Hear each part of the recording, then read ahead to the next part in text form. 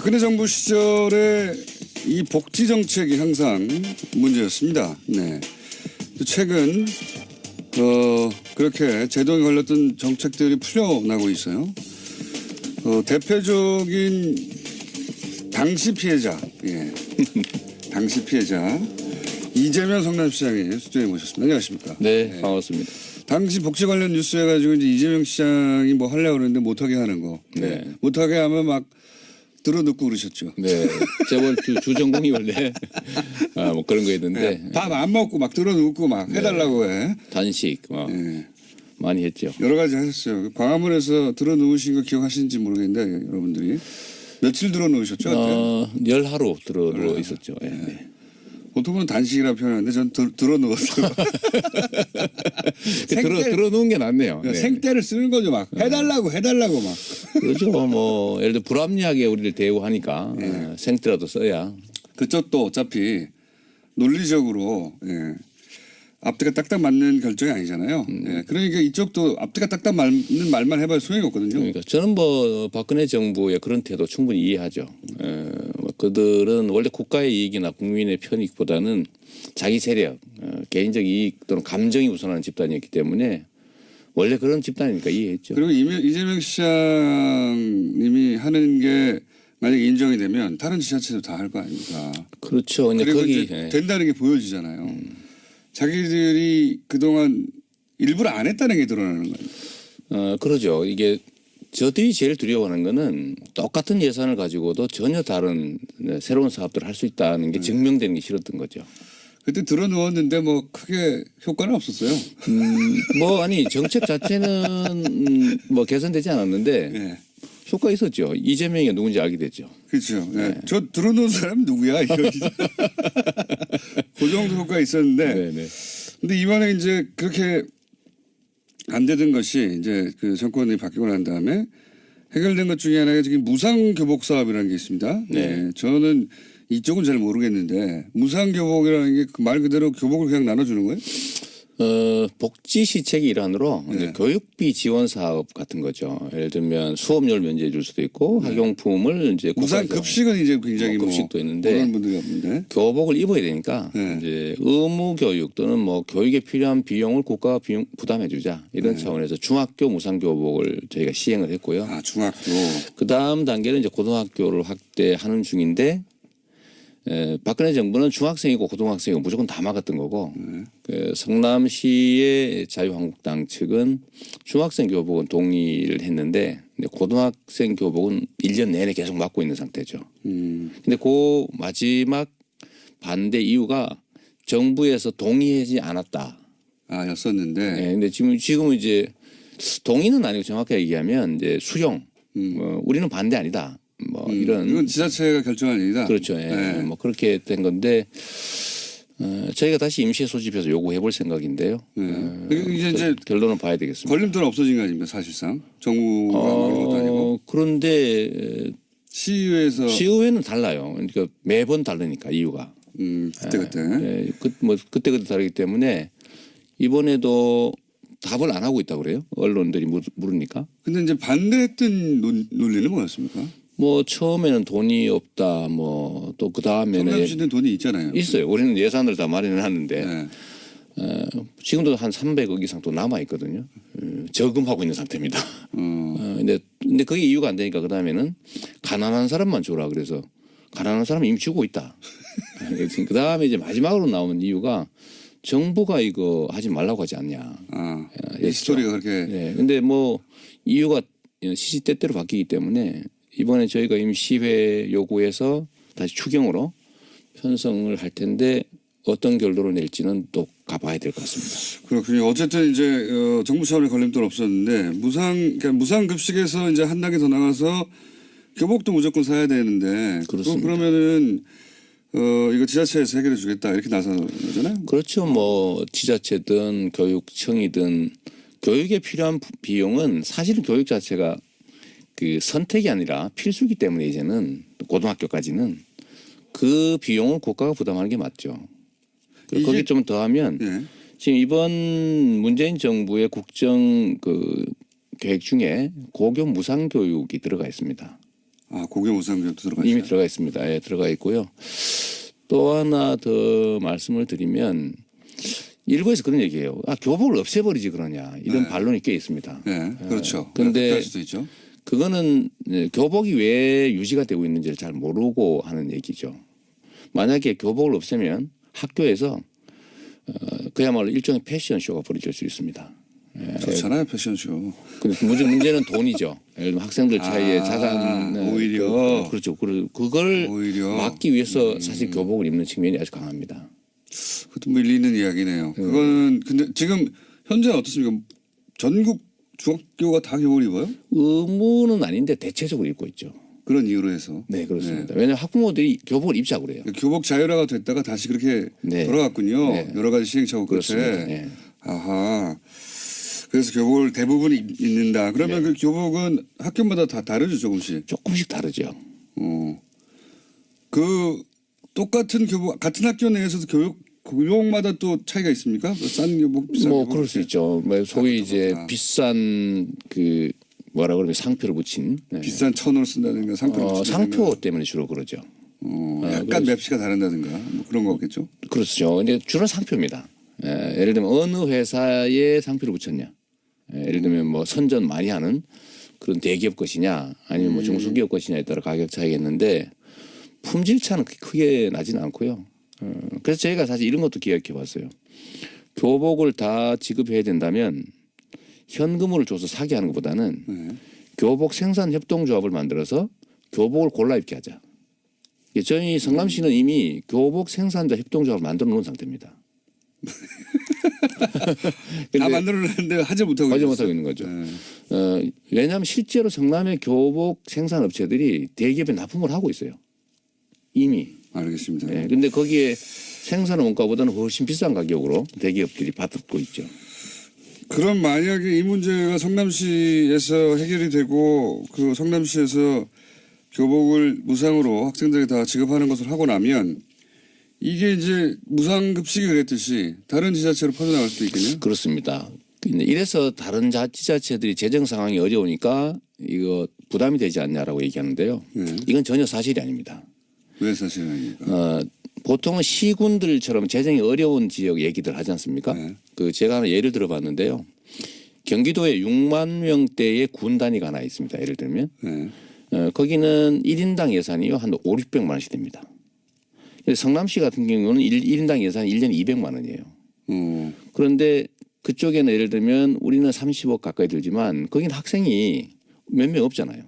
기껏해야 제복이는 한 4, 500명? 그 정도면은 그 30만 원씩 해도 얼마 안 됩니다. 그러니까 한 2억 정도밖에 안 되는 거죠. 그러니까 전체 3, 4천억 예산 중에서 2억이 없어 못하는 건 아니거든요. 도로 포장 엉뚱한 데 하나 안 하면 간단하게 마련할 수 있는 돈이죠. 실제로는 그 돈을 거기 쓰는 게 아깝거나 그런 생각 안 했을 뿐이다. 저는 그렇다고 봅니다. 우선순위 나는 선택 했다. 문제죠. 아니 그러니까 복지 정책이라고 하는 게 엄청나게 많은 돈이 드는 게 아니고요. 성남시 청년배당도 예를 들면 1인당 100만 원 24세에게 주는데 연간 100억 정도가 듭니다. 근데 아까 예를 들었던 그 군 단위에도 보면 그 청년 24세 되는 사람이요 한 400명, 3, 400명밖에 안 돼요. 그러면 그 3, 4억 정도 아닙니까? 못하는 건 사실 돈이 없어서는 아니죠. 시장님, 그 교복은 알겠습니다. 교복은 그리고 여기에 대해서 이제 경기도에서는 반대해서 제수했었죠. 그 얘기는 제가 남경필 지사한테 듣기로 하고요. 왜 제수했냐. 안 계시기 때문에 이 얘기는 더 안 하기로 하고. 이게 뉴스에 나왔어요. 성남시가 공영개발로 환수한 5,500억이 있었는데 그중에 1,800억을 현금으로 시민들한테 주겠다. 이거 획기적인 뉴스긴 한데 굉장히 뭐랄까요. 받아들이기 생경한 로직입니다. 지자체가 공영개발로 돈을 환수했어요. 돈을 벌었다는 얘기죠. 한마디로. 그러고 나서 그거를 성남 시민에게 예를 들어서 지금 교복 정책이라든가 뭐 여러 가지 정책으로 혜택을 준다가 아니라 현금 줄게. 이게 있었던 일입니까? 다른 나라라도? 대한민국에서는 없던 일인데요. 그러니까요. 전 세계적으로는 많이 있는 일입니다. 대표적인 데가 알래스카주는 석유 자원이 많으니까 석유 자원 개발에 따른 이익을 모아가지고 기금을 만든 다음에 1년에 1,000불 내지 2,000불씩 개인에게 지불하고 있어요. 그냥 그게 소위 기본소득이죠. 조건 없이. 개념은 기본소득인데. 그러니까 그러니까 부동산의 가치가 올라가는 건 누구가 노력해서가 아니라 네. 그냥 시가 예를 들면 이 지역을 개발 지역으로 지정하는 것 자체로 땅값이 몇 배씩 폭등한단 말이에요. 네. 그 개발 이익을 누가 갖느냐? 지금까지는 다 업자가 가져갔죠. 예. 정치인들이 거기 끼고 부정부패가 됐는데 이 5,503억 원 정확하게 그때 당시에 새누리당 현직 국회의원 네. 그 현직 국회의원의 친동생 네. 이런 사람들이 뇌물 받고 압력화하고 뭐 이렇게 해가지고 LH가 하고 있던 걸 뺏어서 민간이 하기로 했던 거예요. 네. 그 제가 재수없게 단속되는 바람에 그들 입장에서는 네. 이걸 제가 다 시로 환수했죠. 네. 근데 이 그래서 돈을 남겼어요. 5,500원 남았는데 네. 이 금액의 규모가 어느 정도냐면 성남시의 3년치 가중예산입니다. 많이 남았네요. 그렇습니다. 엄청난 돈이 남은 건데 누군가 먹을 돈을 시가 뺏은 가져온 거죠. 다 시가 가져온 거잖아요. 완전히 전쟁이었습니다. 이거를 시가 공영 개발한다니까 당연히 자유한국당, 새누리당 엄청나게 반대했죠. 관련 업자들도 엄청나게 싸우고 반대했겠네요. 뭐 그게 뭐 말할 것도 없고요. 음해 뭐 말할 것도 없는데 이 중에 3분의 2 이거는 예를 들면 본시가지의 공원을 사서 만들고 있어요. 그 도심에 엄청 비싼 땅 사가지고 그것도 하고 터널도 만들고 기반 시설을 만들고 1,800억 정도는 원래 이제 저희가 보통 그런 데 쓰고 뭐 빚 갚고 그러는 거 아닙니까 원래. 빚은 이미 다 갚았으니까 갚을 때 더 없고요. 예, 없어요. 잘난 척 하실 만하네. 네, 잘난 만하죠. 뭐 저희 현금을 한 5,200억 정도 갚았으니까 똑같은 예산 가지고요. 근데 이미 3분의 2 정도는 성남시는 빚이 하나도 없습니까? 없어요. 9억 남았어요. 9억. 근데 그건 정부에서 원래 대신 갚는 거여서 우리 빚이 아니고요. 근데 5,500억 중에서 3분의 2는 이미 그런데 썼는데 그래서 남았어요? 그리고 1,822억이 남았어요. 이거 어디다 쓸까 고민하다가 성남 시민한테 돌려주자 이렇게 생각하신 거예요? 처음에는 임대 아파트 지으려고 생각해 봤죠. 근데 이거는 1,200세대 정도 혜택을 보는 건데 저는 그런 생각을 하는 겁니다.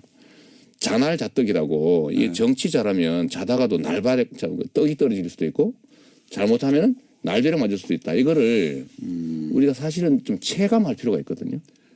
그러면 이거를 가구당입니까 아니면은 1인당? 1인당 얼마? 기본소득 개념이니까요. 100만 명쯤 되니까 18만 원 정도고. 이거 성인에게만 줍니까? 아니 미성년. 왜냐하면 이게 이념이 뭐냐면요.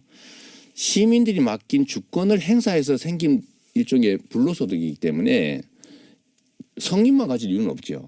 왜냐하면 성남의 주인은 성남 시민이니까. 그러면 예를 들어서 일주일 전에 이사 왔어요. 그러면 그거는 제한을 좀 하죠. 그거 제한을 해가지고 용역주인데 예를 들면 뭐 1년 이상 또 3년 이상 거주 이런 건 해야죠. 왜냐면 이거 보고 이사 오지는 않겠지만. 그럼 대략 얼마 정도 들어갑니까? 대개 한 20만 원 정도. 1인당? 가구당 한 뭐 60에서 한 70만 원 정도 되지 않을까 싶어요. 뭐 가구수에 다 따라가겠지만. 4인 가구면 80만 원, 5인 가구면 100만 원이네요. 그런데 제가 이 얘기를 하고 싶은 거는 이거 처음 해보니까 여러 가지 이상하죠. 왜 돈을 주고 그래 이런. 근데 이거 당연한 거예요. 왜냐하면 세금이라고 하는 건 써 없애는 것이긴 한데 이건 세금이 아니거든요. 세금이 아니고 시민들이 맡긴 권한을 행사해서 생긴 세금 외의 수익이란 말이에요. 그걸 예를 들면 장기 투자에 쓸 수도 있지만 이건 일회성 수입이라서 일종의 정책을 만들기는 어려워요. 왜냐하면 다음에 이런 소득이 생긴다는 보장이 없으니까요. 그런데 이걸 저금해 놓고 이자 따먹을 수는 없잖아요. 그럴 수도 있죠. 아니 그 예산의 원리상 그러면 안 되는 거예요. 그래요? 네. 그러면 예를 들어서 필요한 사업들을 다 했는데 남았어요. 그러면 이걸 저축하고 이자를 따먹는 것도 안 됩니까? 그거는 세입 세출 균형의 원칙에 어긋나요. 왜냐 세대별로 올해 세금을 낸 사람이 올해 혜택을 봐야 되고. 이런 아이디어 한번 모집해 보시죠. 그러니까 이게 확정된 사안이 아니면 물론이죠. 1,800억으로 성남시가 할 수 있는 아이디어로 공모해 보시죠. 성남 시민들부터. 지금 현재 그걸 하고 있는 상태죠. 예를 들면 시장의 현재 안은 배당이에요. 저는 그게 옳다고 보고 그 배당도 지역 화폐로 주면 지역 경제가 살 거다. 저희는 지역 화폐를 하고 있으니까요.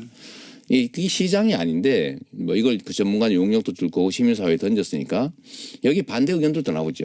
반대 의견 결국 최종 결론은 다음 시장쯤에서 최종 결론 내게 될 겁니다. 아 그렇구나. 시장님으로 있으신 동안 이 돈을 다 돌려줄 수는 없는 거고요. 왜냐하면 올 연말이 돼야 비로소 현재 들어오게 되는데 지금부터 준비를 해야 그때는 됩니다. 백수일 수도 있잖아요. 그렇죠. 저는 뭐 백수 아까네 내가 넘어갔네요. 그때는 백수일 수도 있죠. 네, 그렇죠. 성남시장이 아닐 가능성이 매우 높죠. 네. 그래서 그 돈에 대해서 관여할 수가 없게 될 수가 있네요. 전혀. 그렇죠. 네, 그래도 예를 들면 제가 그냥 들어놓을 수는 있죠. 그거 내가 하라고 그랬는데 안 한다고. 시민의 한 사람으로서. 시민의 한 사람으로. 3년을 임기 남긴 상태인 시장이나 네. 3개월을 남긴 사람이나 3일을 남긴 사람이나 시장인 건 똑같아요. 현재 해야 될 일은 해야 되는 거죠. 저는 이걸 제가 강제할 수는 없어요.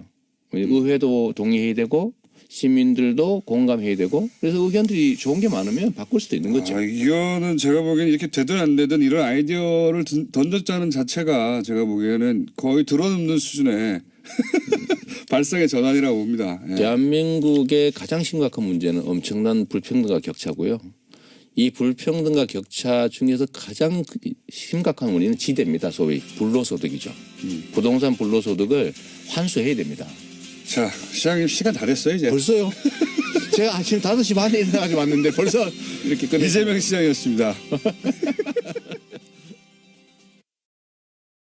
알겠습니다. 네. 저는 이쪽은 잘 모르겠는데 무상교복이라는 게 말 그대로 교복을 그냥 나눠주는 거예요? 복지 시책의 일환으로 네. 이제 교육비 지원 사업 같은 거죠. 예를 들면 수업료를 면제해 줄 수도 있고 학용품을 이제 무상 급식은 이제 굉장히 급식도 있는데 그런 분들이 없는데 교복을 입어야 되니까 네. 이제 의무 교육 또는 뭐 교육에 필요한 비용을 국가가 부담해 주자 이런 차원에서 중학교 무상 교복을 저희가 시행을 했고요. 아 중학교. 그 다음 단계는 이제 고등학교를 확대하는 중인데. 박근혜 정부는 중학생이고 고등학생이고 무조건 다 막았던 거고 그 성남시의 자유한국당 측은 중학생 교복은 동의를 했는데 고등학생 교복은 1년 내내 계속 막고 있는 상태죠. 근데 그 마지막 반대 이유가 정부에서 동의하지 않았다. 였었는데. 네, 근데 지금은 이제 동의는 아니고 정확하게 얘기하면 이제 수용. 우리는 반대 아니다. 뭐 이런 이건 지자체가 결정할 일이다. 그렇죠. 예. 네. 뭐 그렇게 된 건데 저희가 다시 임시에 소집해서 요구해볼 생각인데요. 이제 결론은 박근혜 정부 시절에 이 복지 정책이 항상 문제였습니다. 네. 최근 그렇게 제동에 걸렸던 정책들이 풀려나고 있어요. 대표적인 당시 피해자, 예. 당시 피해자 이재명 성남시장이 스튜디오에 모셨습니다. 안녕하십니까? 네, 반갑습니다. 당시 복지 관련 뉴스 해가지고 이제 이재명 시장이 뭐 하려고 그러는데 못하게 하는 거. 네. 못하게 하면 막 들어눕고 그러셨죠. 네, 재벌 주전공이 원래 뭐 그런 거 있는데 네. 밥 안 먹고 막 들어눕고 막 해달라고 해. 단식 많이 했죠. 여러 가지 하셨어요. 광화문에서 들어누우신 거 기억하시는지 모르겠는데 여러분들이. 며칠 들어놓으셨죠? 열하루 들어 있었죠. 예. 네. 보통은 단식이라 표현하는데 전 들어놓았어요. 들어놓은 게 낫네요. 네. 생떼를 쓰는 거죠. 막 해달라고 막. 그렇죠. 뭐 예를 들어 불합리하게 우리를 대우하니까 생떼라도 써야. 그쪽도 어차피 논리적으로 지자체에서 해결해 주겠다 이렇게 나서는 거잖아요. 그렇죠. 뭐 지자체든 교육청이든 교육에 필요한 비용은 사실은 교육 자체가 그 선택이 아니라 필수기 때문에 이제는 고등학교까지는 그 비용을 국가가 부담하는 게 맞죠. 거기 좀 더하면 지금 이번 문재인 정부의 국정 그 계획 중에 고교 무상 교육이 들어가 있습니다. 아, 고교 무상 교육도 들어가 있어요? 이미 들어가 있습니다. 예, 들어가 있고요.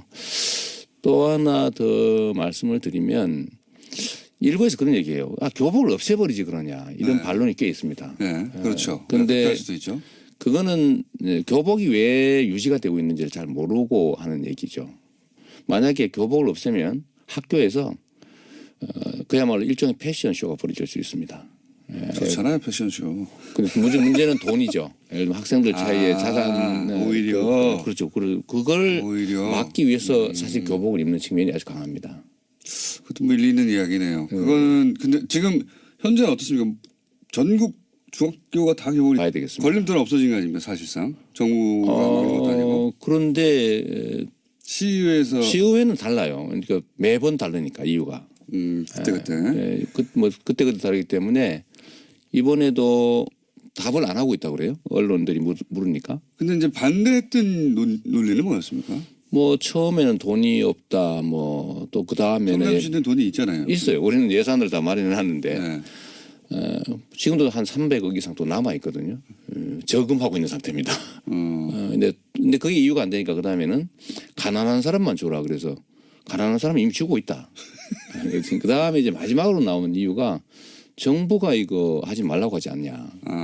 이 스토리가 그렇게. 네. 근데 뭐 이유가 시시때때로 바뀌기 때문에 이번에 저희가 임시회 요구해서 다시 추경으로 편성을 할 텐데 어떤 결론을 낼지는 또 가봐야 될 것 같습니다. 그렇군요. 어쨌든 이제 정부 차원의 걸림돌 없었는데 그러니까 무상급식에서 이제 한 단계 더 나가서 교복도 무조건 사야 되는데 그렇습니다. 그러면은 이거 앞뒤가 딱딱 맞는 결정이 아니잖아요. 네. 그러니까 이쪽도 앞뒤가 딱딱 맞는 말만 해봐야 소용이 없거든요. 그러니까 저는 뭐 박근혜 정부의 그런 태도 충분히 이해하죠. 그들은 원래 국가의 이익이나 국민의 편익보다는 자기 세력, 개인적 이익 또는 감정이 우선하는 집단이었기 때문에 원래 그런 집단이니까 이해했죠. 그리고 이재명 시장님이 하는 게 만약에 인정이 되면 다른 지자체도 다 할 거 아닙니까? 그렇죠. 그리고 이제 된다는 게 보여지잖아요. 자기들이 그동안 일부러 안 했다는 게 드러나는 거예요. 그러죠. 이게 저들이 제일 두려워하는 거는 똑같은 예산을 가지고도 전혀 다른 새로운 사업들을 할 수 있다는 게 증명되는 게 싫었던 거죠. 그때 들어누웠는데 뭐 크게 효과는 없었어요. 아니 정책 자체는 뭐 개선되지 않았는데 네. 효과 있었죠. 이재명이 누군지 알게 됐죠. 그렇죠. 네. 저 들어놓은 사람 누구야? 그 정도 효과 있었는데. 네네. 근데 이번에 이제 그렇게 안 되던 것이 이제 그 정권이 바뀌고 난 다음에 해결된 것 중에 하나가 지금 무상 교복 사업이라는